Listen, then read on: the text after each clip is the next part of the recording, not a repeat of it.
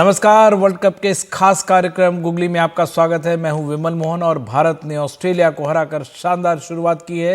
इस दिलचस्प मैच की बारीकियों पर बात करने के लिए हमारे साथ हैं क्रिकेट के दो नामचीन एक्सपर्ट सबा करीम और विजय दाहिया। उससे पहले आपको मैच की तस्वीर दिखाते हैं। वर्ल्ड कप के पहले मैच में भारत ने शानदार शुरुआत की। ऑस्ट्रेलियाई शुरुआत अच्छी नहीं रही। बुमराह ने ऑस्ट्रेलियाई पारी में सेंध लगाई। फिर भारतीय स्पिनर्स कुलदीप यादव, आर अश्विन और रविंद्र जडेजा ने 6 विकेट आपस में बांट लिए। ऑस्ट्रेलिया ने भारत को जीत के लिए सिर्फ 200 का लक्ष्य दिया। भारतीय बल्लेबाजों ने भी डराने वाली शुरुआत की, लेकिन विराट कोहली और केएल राहुल ने 165 रनों की पार्टनरशिप की और मैच को हार के जबड़े से बाहर निकाल लिया। विराट ने 85 गेंदों पर 185 रन बनाए, जबकि केएल राहुल ने 97 रनों की शानदार पारी खेली। और हम चलते अपने दोनों मेहमानों के पास। कुछ जीत की तस्वीरें हमारे पास आ रही है सेलिब्रेशन की।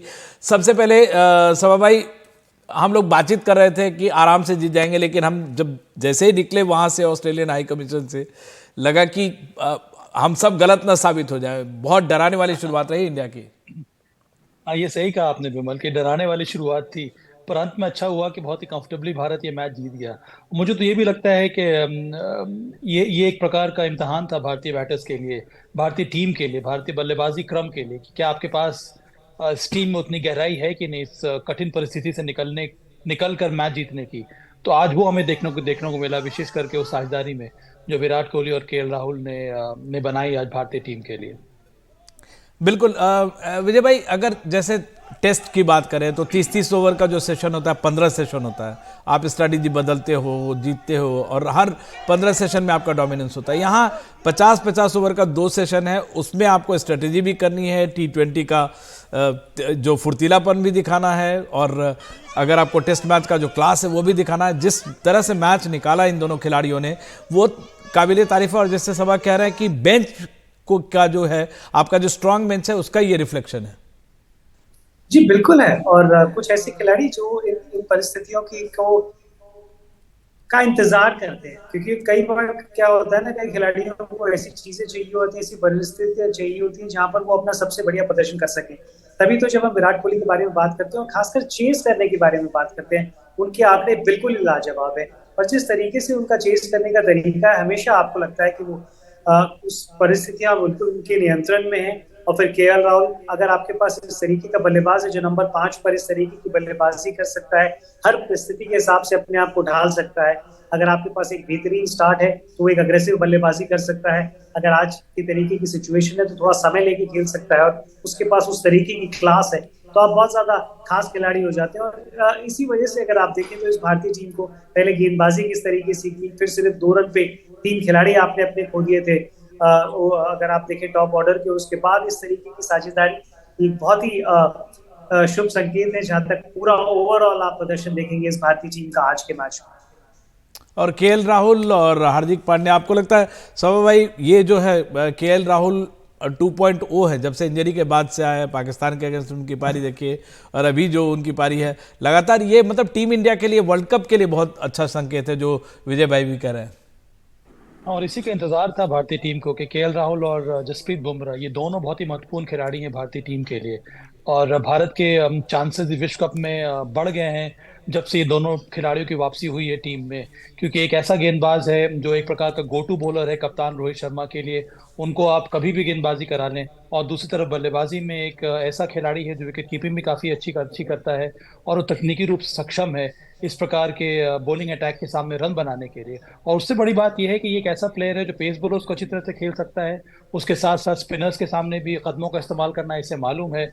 और एक और कला जो है इसमें वो है स्पिनर्स को स्वीप खेलना।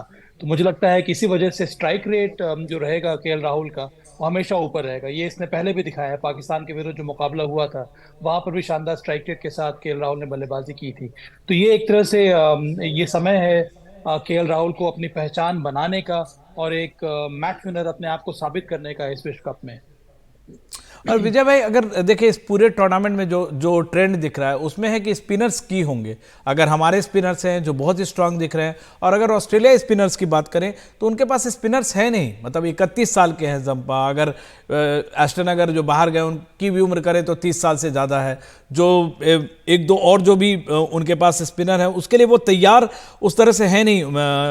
जो ऑस्ट्रेलियाई टीम, अगर आपको वर्ल्ड चैंपियन बनना है, 5 बार की आप चैंपियन टीम है, तो ऐसा तो है नहीं कि केवल ऑस्ट्रेलियाई पिच पे आपको खेलना है। तो स्पिनर्स के लिए जो जो एक उनकी परंपरा है उसके लिए वो तैयार लगते नहीं। और ये टीम, जैसे हम लोग पहले भी बात कर रहे थे, ये टीम जो 5 बार की चैंपियन टीम बनी है उस तरह से खेल नहीं रही है। मुझे तो नॉकआउट पहुंचने में भी इनकी दिक्कत लग रही है।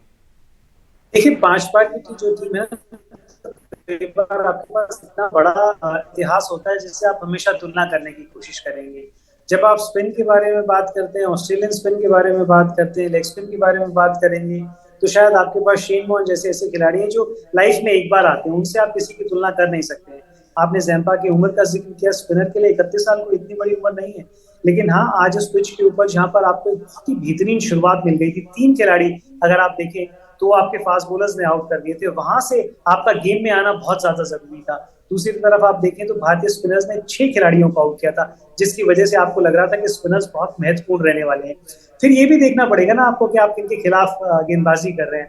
आज जिनके खिलाफ आप गेंदबाजी कर रहे थे उन्होंने बहुत बढ़िया बल्लेबाजी भी की, और एक सिर्फ ये नहीं है कि बल्लेबाजी की, किस परिस्थितियों को आपने किस तरीके से भांपा वो बहुत अहम था।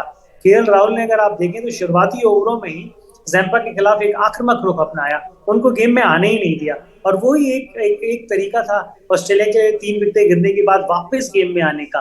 वहां पर उस चीज को उन्होंने बिल्कुल हावी नहीं होने दिया। तो ये थोड़ी थोड़ी चीजें होती हैं जो आपको और ज्यादा महत्वपूर्ण बना देती हैं। और वो कैच जो मिच मार्श के हाथ से छूटा विराट कोहली का, उस समय सिर्फ 12 रन पे थे, अगर उस कैच को उस समय पकड़ लेते तो शायद परिस्थितियां कुछ और हो सकती थी और हम इस समय कुछ और बात कर रहे होते।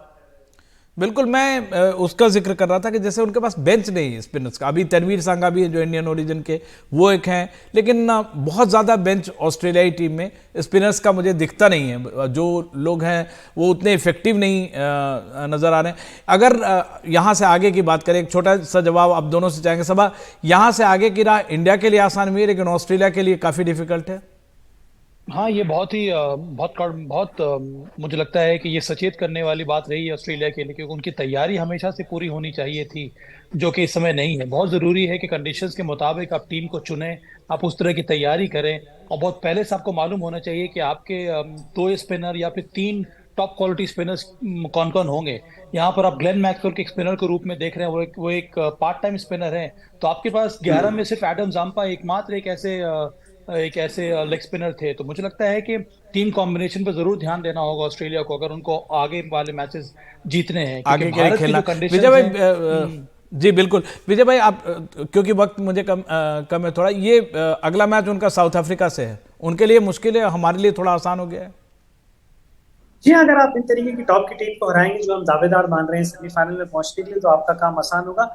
ऑस्ट्रेलिया भी अब उसी बोट में है जिस बोट में इंग्लैंड पहली सीट पे बैठी। बिल्कुल बिल्कुल, आप दोनों का बेहद शुक्रिया, और उम्मीद करते हैं कि टीम इंडिया की जो राह है खासकर पहले से आसान हो गई है और टीम इंडिया आगे जा सकती है। लेकिन जो बाकी जो ऑस्ट्रेलिया के लिए, इंग्लैंड के लिए ये मुश्किल है। नॉकआउट की तस्वीर थोड़ी थोड़ी साफ होती नजर आ रही है। आप दोनों का बेहद शुक्रिया एनडीटीवी से जुड़ने के लिए, और लेते हैं एक छोटा सा ब्रेक के बाद फिर हाजिर होते हैं।